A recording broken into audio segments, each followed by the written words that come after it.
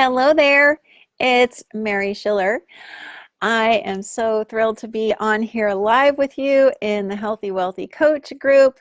If you happen to be on your Facebook feed right now and are seeing this, please do stick around. Type a comment or a question anytime, and I'll keep an eye over there. Hi, Clifford. Hi, Jeanette. Thanks for being here. And I am really thrilled to be talking with you today because I'm going to be sharing with you all of the things that I could recall anyway that I have done to market my coaching business. And I have a few other insights to share that I think you may find interesting as well.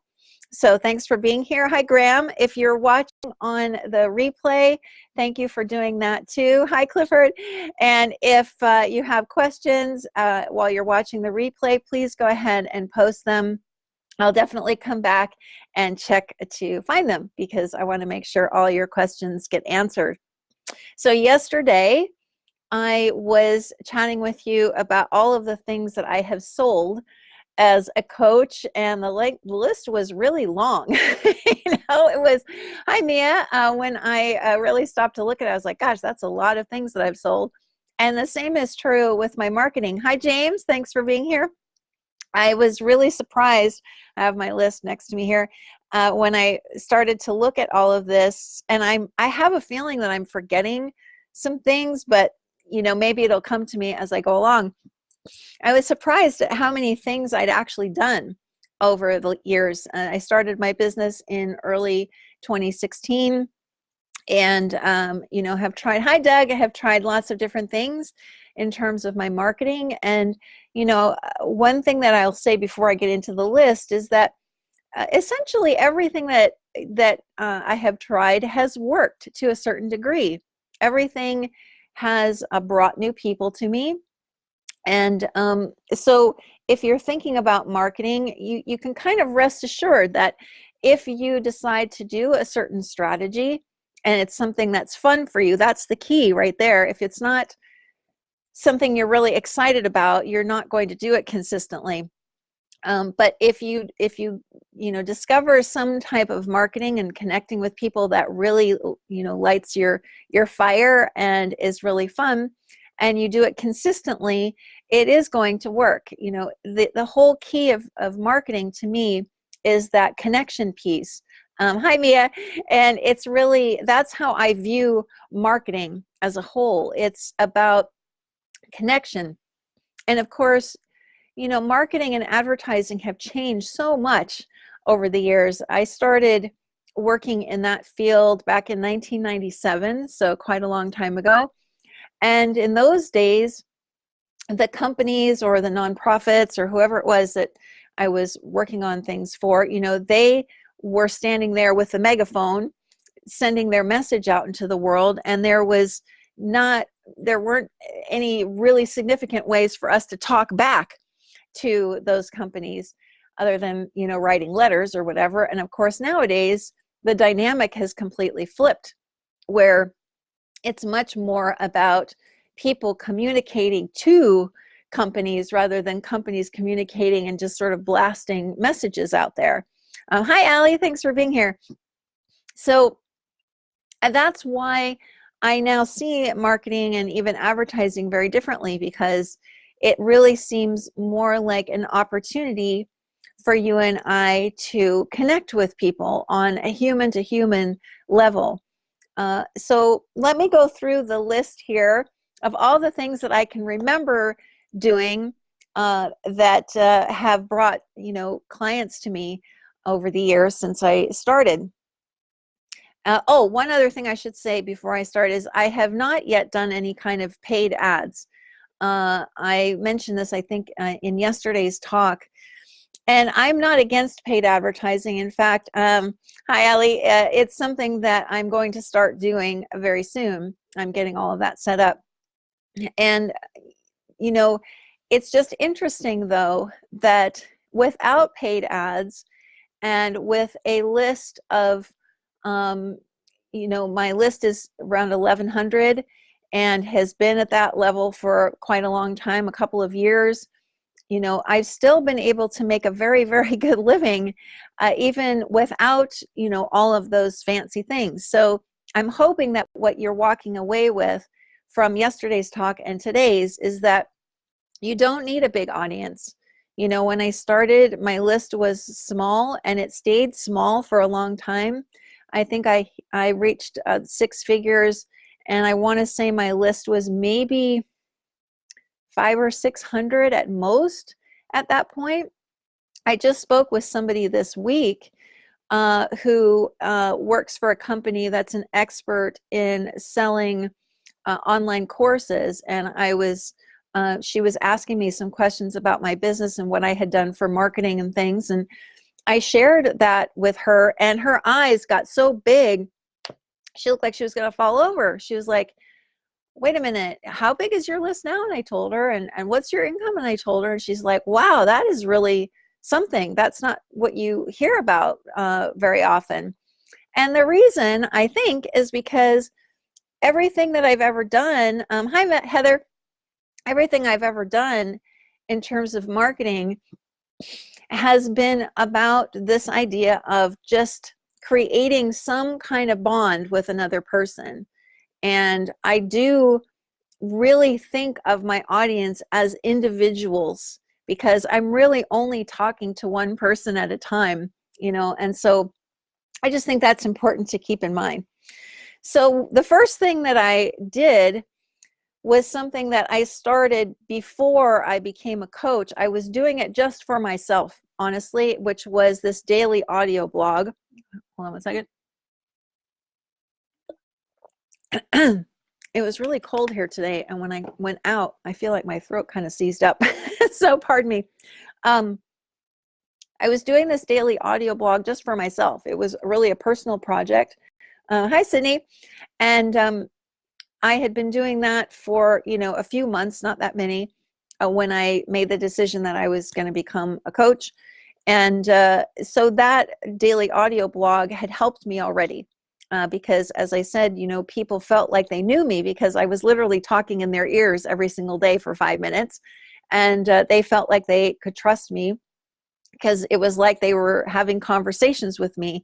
And I did have conversations with people before I became a coach from that blog, people commenting on it or people emailing me when they would get one of the audios that was particularly helpful to them. There was some back and forth. And so I already felt like I had formed really nice relationships with people from that project. And the key to it, as you can tell, is that it's really about consistency. I keep coming back to that word, but when you have something that you see is working, in that it is connecting with people, it's landing with people, and you enjoy doing it, keep doing it.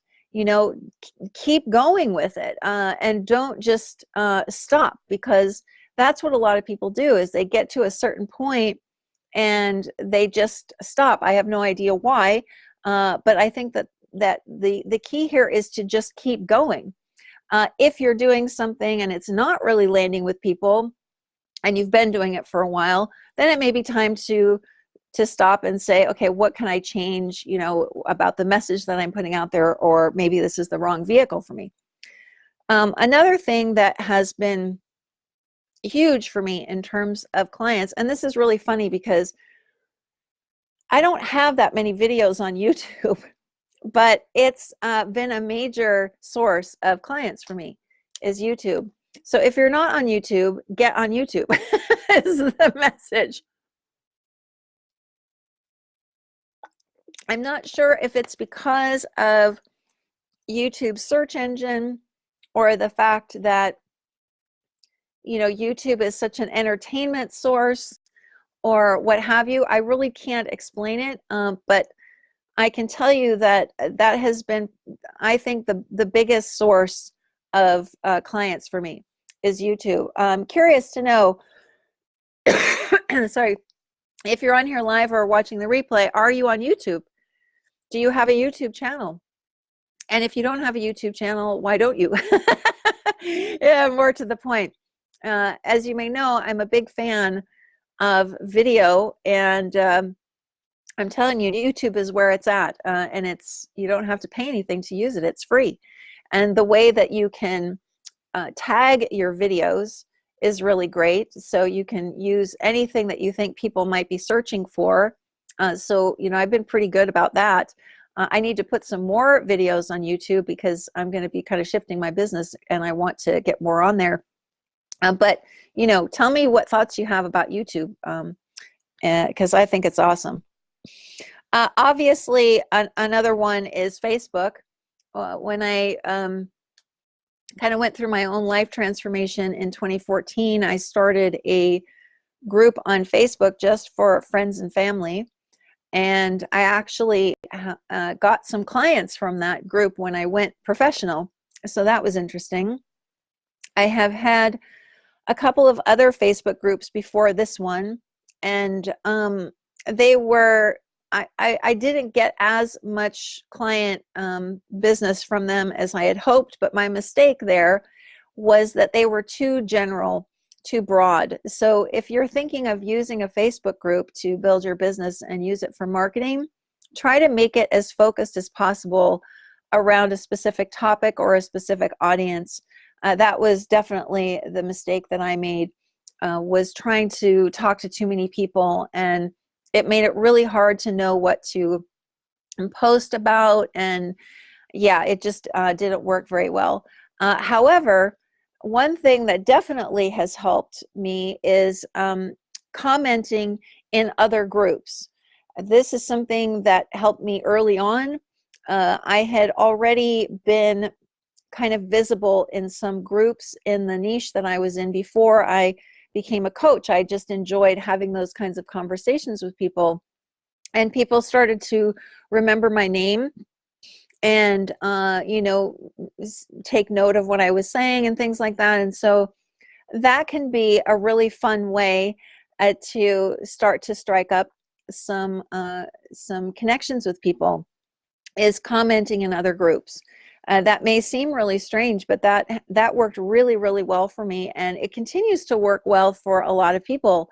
It's a really popular strategy these days, is using Facebook groups in some kind of new and interesting ways. If you're typing any comments, I can't see them, unfortunately, so I'll have to come back. Maybe somebody can type something and I can see if I can see it. Another thing on Facebook, I don't think I mentioned this one yet, is Facebook Lives like this one. They are great because people really appreciate the fact that you are willing to go live and speak to them spontaneously. One thing I've noticed is that when I do a Facebook Live on my professional page, I don't get very much traction from that. After like the first 2 minutes, the viewing drops way off. So if you're going to do something like that on your Facebook page, just keep that in mind, that most people, and I've checked other people, it's not just me, most people won't watch a video for more than a couple of minutes. The exception would be if you put subtitles on it. And on your Facebook page, if you do a Facebook Live there, you'll see that Facebook will create subtitles for you. You don't have to create them and then bring them in. In a Facebook group like this, you will probably get more engagement and more views because people are, in the group and they want to be hearing from you regularly, and it's a very different kind of dynamic.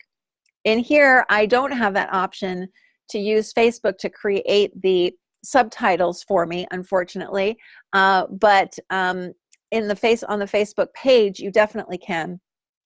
Another plus for doing, Facebook Lives, of course, is that you can download them and then put them on YouTube. So I've done that many times. So you're getting kind of a double hit from one video, which is great.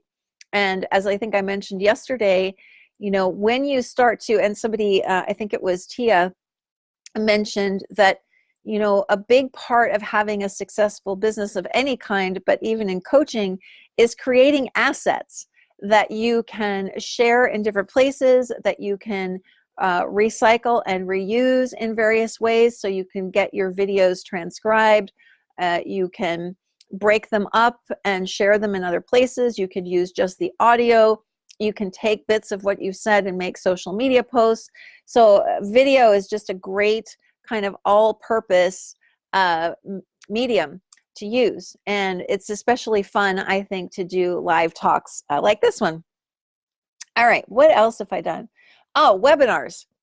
Definitely done a lot of webinars. I have done them using Webinar Jam and Crowdcast, excuse me. And just to kind of clarify what a webinar is, it's more of a talk like this where you are commenting and I am on camera, or I could bring slides on. You've all been to a webinar before, I'm sure. They're very popular. They can be live or recorded. As yet, I have not done a recorded one. I've always done live ones. And some of them have been for free, and some of them have been more of a masterclass that are paid.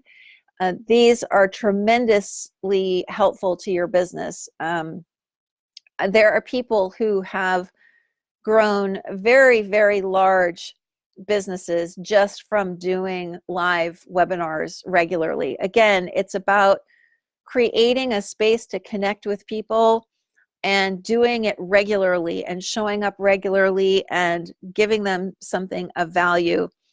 So I have gotten quite a few of my subscribers from the webinars that I've given. If you are looking for a platform to try them out, I just went to the Crowdcast website today, and you can start on a very low monthly fee with them and just give it a try and see if you like it. With Crowdcast, it's interesting because you can bring people onto the camera with you. So instead of just typing, if somebody's on Chrome, they can join you as well. Hi, Jeanette. Editing, breaking up Facebook Lives as well. Sure, you can do that. You can download it and bring it into some kind of a video editor, and, you know, voila, you can do anything that you want with it. So, you know, video is incredibly versatile. Hi, Heather. Do you use any special lighting for these videos? You want to see my light for this particular video? I'll show it to you.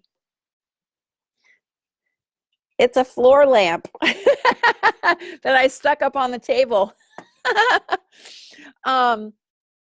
Having said that, I do have an actual light that I use sometimes. It's called a ring light.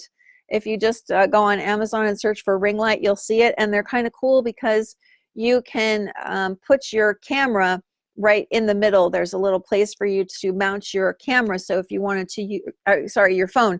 So you could use your phone camera to shoot a video with this ring light. And it's really easy to use. The one that I have, I don't remember the name of it, I'm sorry. It has a couple of different settings, so you can make it like warmer or cooler or whatever. But even if you don't have that, you can do what I did. I just put this floor lamp up on the table. Or what I used to do when I was making online courses and put myself on video, I would just face the window and I would let the natural light hit me, and it looked fine. So you don't have to be fancy schmancy. You can do Facebook Lives on your phone. I've done many just as I've been walking around the city here, and just something came to me, and so I just pull up my iPhone and go live. And you can also go live on YouTube that way from your phone. So, you know, lots and lots of opportunities for that. Heather's laughing at me.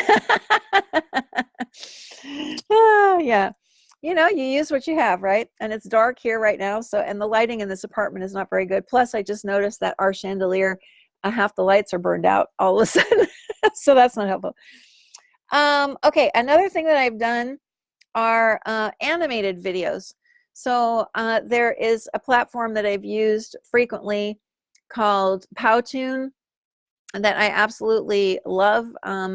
I also use another platform called Animoto for some videos that look a little more produced, if you will. I've also used a tool called VideoScribe, although I don't like that one as much. I prefer Powtoon and Animoto. But nowadays there's tons of tools like that that do a lot of the heavy lifting for you. So those are really fun if you want to just create something interesting, that's a little bit different and unexpected for people. You can check those out. I have used, oh, thanks, Jeanette.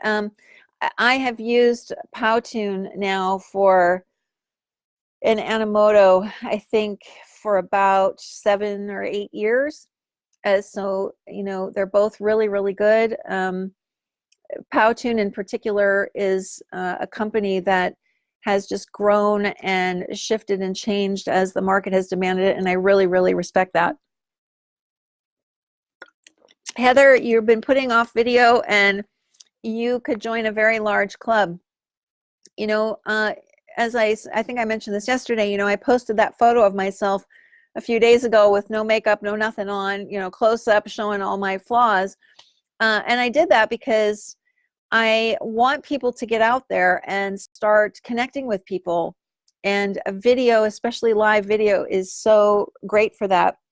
Another thing that I have done often is free group Zoom calls. I can't even count how many of these I've done that were me, inviting people to a call about a certain topic. Sometimes the calls related to a specific program that I had coming up, and I wanted to give people a chance to ask questions of me about it. So I've just loved those. Those are great. So if you don't want to invest in something like Crowdcast and you like a Zoom call where people can all be on camera and you don't have a gigantic group, because it gets a little unwieldy with really large groups, just invite people to free Zoom call and make it on a topic and just go for it. I've done that with me hosting them. I've been a guest on other people's Zoom calls, so that's nice because then I don't have to set it up. Somebody's doing it for me, and that's another way to really have some beautiful conversation with people in real time. Another marketing tool that may seem like it's not marketing, but it actually kind of is a one-to-one discovery call, also known as a sales call. But I have done them for a long time. I did them even in when I was working for this other company. I did sales over the phone. And I really don't see them as sales calls. To me, they are another opportunity for me to connect with someone and to really get to know them. And, whether they sign up to work with me or not, it doesn't really matter. It's another opportunity to connect. Hi, Powtoon. Oh, yes, it's with a P. Powtoon. Hi, Anne. Thanks for joining. So, the one thing I will say about, let me just jump back a second. The one thing that I'll say about video is that there's a time and a place for something like Powtoon or a video that doesn't have you front and center. That can work in certain situations. I'm much more in favor of people doing live video like this. I mean, what an incredible tool we have for free. We have Facebook Live for free. You can say what you want about Facebook, whatever, but this is an amazing tool that they've provided, and you might as well use it. If your people are on Facebook, there's nothing like it. It's just the simplest thing ever. You just go live and you're on. And so, if you're thinking about using some other form of video because you're trying to hide yourself, if you're a coach, that's not really what you want to be doing, because, when people want to hire a coach, they want to know you. They want to get to know, how you are, how you come across, what you're like as a person. And that happens very nicely and spontaneously with live video. So I highly recommend that. Anything that's in real time is just awesome for marketing. Really, really good. Okay, let's see what else is on my list. Of course, I was talking about one-to-one discovery calls. Yeah, I do really see them as kind of an extension of marketing. And they're just a wonderful opportunity to connect with people. And then if it seems appropriate, of course, to make them an offer to work with you. Oh, thanks, Heather. Sure. Another thing, of course, is Facebook page, with posts and videos and things. Facebook group I mentioned. Oh, yeah, challenges are really fun. They take a little bit of work to set up, but they can be great. I've had some really good success with challenges. I can think of two in particular, actually more than that, but I can think of two in particular that worked really, really well for me. I did one that was in the group that I had. That was the only thing in that group that really worked, was doing a challenge. And then another time I set up a sort of pop-up Facebook group, which a lot of people do now for their challenges, and it worked really well. And I just suggest that if you're going to do a challenge, that you make it fairly short, like 5 days, and make it really focused on a specific topic, something that people can see sort of a quick win with, and make sure it's very organized ahead of time, because they do take a bit of work to set up. They do take a little bit of energy to, make sure that what you're sharing on the right days goes correctly. And they can be a nice way for people to get on your email list, because you can say, you'll get everything through email, but then we'll discuss it in the Facebook group. That's what I did, and it works really well. So what about challenges? Have any of you run a challenge before? I'd love to hear how that worked. Email marketing is sort of an obvious one. A lot of people, I think that email is dead, but it definitely is not. To me, it's I wouldn't have a business without it, even though my email list is relatively small compared to a lot of people out there.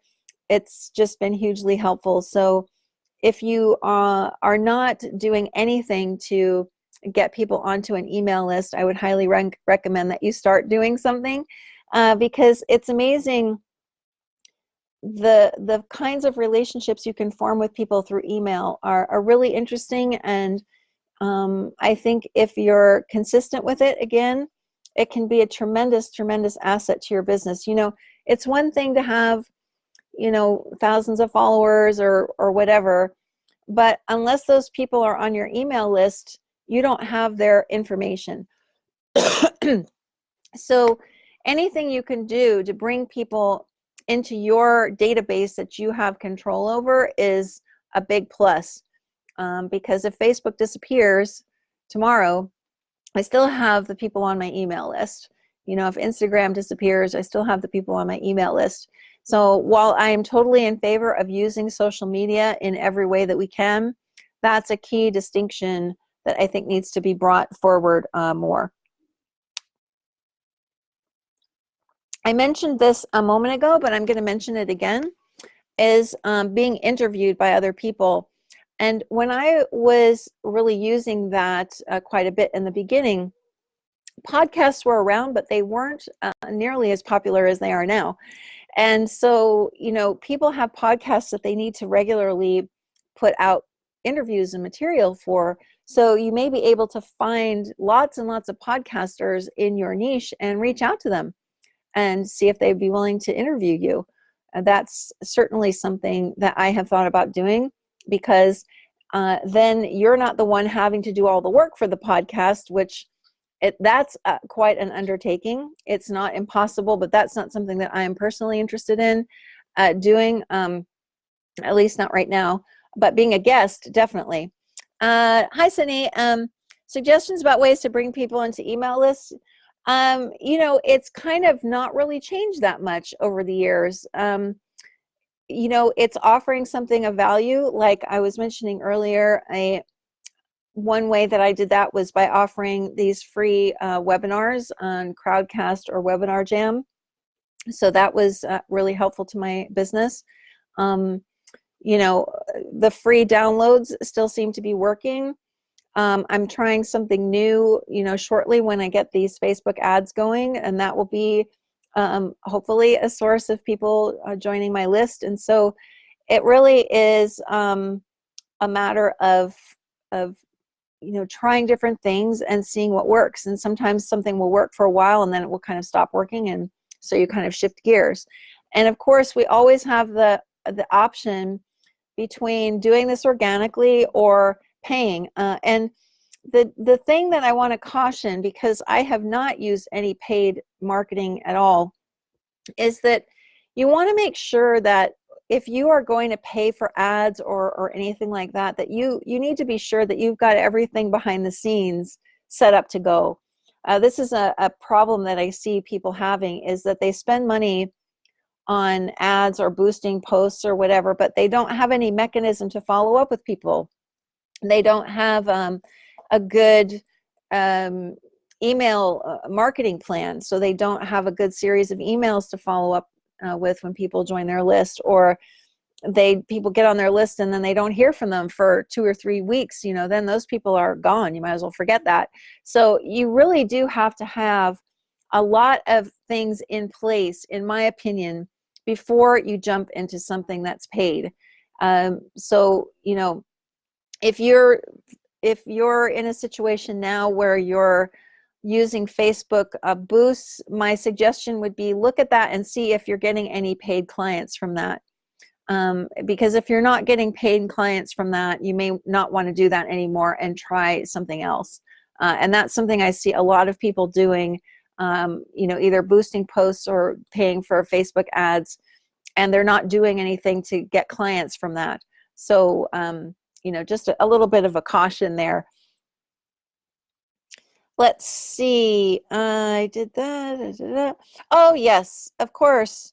My books on Amazon have been a good piece of my marketing. I think I might have mentioned this yesterday, that I have, in addition to YouTube, I feel like my books have also been a great source of clients. They don't sell a lot. I've considered doing some advertising on Amazon.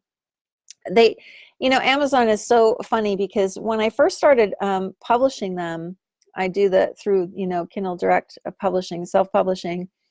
They actually sold pretty well. I was making several $100s a month from the books, which I thought at the time was pretty good because I wasn't advertising. And the reason was because at that time, they had that little thing across the bottom that said, people who bought this also bought. And so I would show up on pages by some pretty big names in my niche.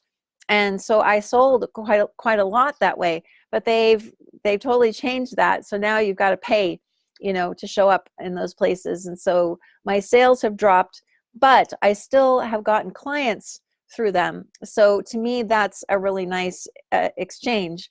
So we'll have to see if I want to try to sell more copies of the books and maybe get some more clients that way. But it's not difficult to self-publish a book on Amazon.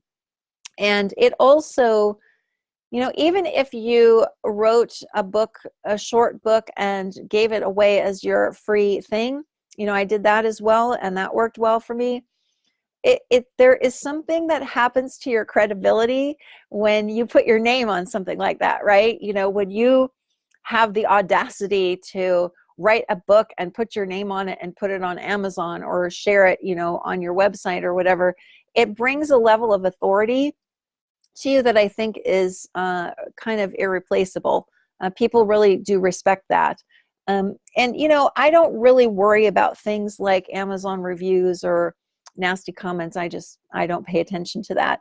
If somebody has a legitimate comment that I feel I can adjust something in the book, then I will consider it. But I don't really get caught up in all of the comments and things. Let's see. I think that's everything. Oh, I really feel like I'm forgetting something major. Do you think I forgot anything major? If I were to summarize this conversation, it would be to say that we have so many tools available to us that don't cost anything or cost very little, that are super effective in marketing, particularly for a coach. Because as I've been saying throughout this whole conversation, people need to get to know you. They need to see you. They need to hear you. And any way that you can do that is a plus, especially if you do it consistently. I mean, I've often wondered what would happen if I did like a 2-minute live stream every day for like 3 or 4 months. Like, what would happen to my business if I, did that and invited people to join my email list from, a few of those a week. I'm pretty sure I know what would happen. So I'm actually considering doing something like that, or inviting or hosting like a weekly webinar or something like that. There's somebody whose name I won't mention who is very, very big in the online business space. And that is how she built a multi-million-dollar business. She offered free trainings on a webinar like once a week. And she got a huge following. She's a good teacher. And that was her marketing. I think she has done some paid ads since then, but that was what got her to her first million, was literally doing that. So if you find a medium that you enjoy, that's important. If you find something that capitalizes on your skills, that's great too. Hi, Graham. Would you recommend creating ebooks over creating hard copies? I've done both. So some of my books are available for, Kindle, and also are in paperback. So you can do both. People still like regular books. They still like to hold books. So if you're interested in going that route, go for it. It really wasn't as hard as I thought it was going to be. Looking back, I probably would have been better off hiring a cover designer at least, but I didn't do that. I designed everything, including the interiors, myself, which was a learning curve, to say the least. But yeah, I think both can work. The ones that I've done that are Kindle only, I did that because they're really, really short, and for a printed book they would just look kind of ridiculous, so that just didn't seem like a good idea. But I think they both work well. All right, so I think that is everything that I could think of that I've done to market my coaching. I'd love to know what you have taken away from this. My hope is that you'll see marketing from a slightly different angle, as a way of simply connecting with people and doing that in a way that is fun for you, that is genuine, and that you can do consistently over time. And it's really a lot of trial and error to see what you like and what resonates with people and what brings people to you. So hi, Allie. I feel probably overwhelmed, still not having done any of this. Non-techie, wondering where to start. I'm not shy. I'm ready to be visible. Once I start, I want to continue. It feels like it would take quite a learning curve. Well, you certainly know how to use a Facebook Live, right, Allie? And that would be my suggestion. It's the least techie thing. You go onto your Facebook page and go to a post and click go live, and there you go. They take care of all the tech for you. If you could do something like that in combination with a regular newsletter that you send out 2 or 3 times a week, that would probably boost your visibility big time. And you could also invite people on your list to come to a Facebook Live. If you maybe hosted one a week on a specific topic, you could just invite people from your list to join you on the talk. That way, you don't have to learn any fancy technology, but people can come and listen to you. So that's about the simplest thing I can think of that doesn't really involve any tech, anything, and is already available to us, which, like I said before, I think is kind of brilliant. So what do you think about that, Allie? Does that sound doable? Let's see. Yeah, trial and error. Yeah, start anywhere, really, exactly. And start with something that's simple. You already have this tool, so you might as well use it. Hi, James. Kindle Direct. Yep, absolutely. I love Kindle Direct publishing. I know, again, Amazon is a behemoth, and we have all kinds of thinking about them. But I have to say, from a self-publisher's point of view and that whole process, they do a brilliant job. I have been so impressed by the way that whole thing works. It's amazing. And I will also give a big shout out to their customer service. And there was one time when I was uploading a book for print, and the print preview thing that you get to look at it before it goes live, it was all messed up. It was like all screwy. And so I contacted their customer service, And they literally got back to me within about, if it was 5 minutes, that's all it was. And they got right on the phone with me. They called me. They saw immediately what was wrong and they fixed it. So the whole thing was done just like in 6 minutes. And I was like, wow, you know, for a big company like Amazon, I was pretty blown away by that. You know, I'm a nobody really. And they responded to me. So I thought that was great. Hi, Beck. Hi, Allie. Another question. I still mostly only use my personal Facebook page for everything. I have a biz one that is stagnant. Bring all my biz stuff to the biz. Okay. So a lot of people nowadays are also using their personal Facebook profile for business. I have not done that very much, but I know a lot of people do. So they will post, they'll have their personal profile, their business page, and a Facebook group, and they will just use the same post in all three places. So they're not recreating something, you know, each time. They're using the same thing. So you can do that kind of crossover, and it doesn't seem to be causing any problems. It used to be that, you know, you really wanted to keep them separate. And like I said, I have not been using my profile, my personal profile for business. I've made a couple of posts like that, but not really that many. But that seems to be something that people do. The one thing that I'll say about Facebook Live really quick is that I'm doing this for you in the group. If I wanted to share this to my Facebook page, my business page, I would need to download it and then upload it there. If I do a Facebook Live on my business page and I want to share it here, I can just click the share. But when you do something within a group, you can't share it outside the group.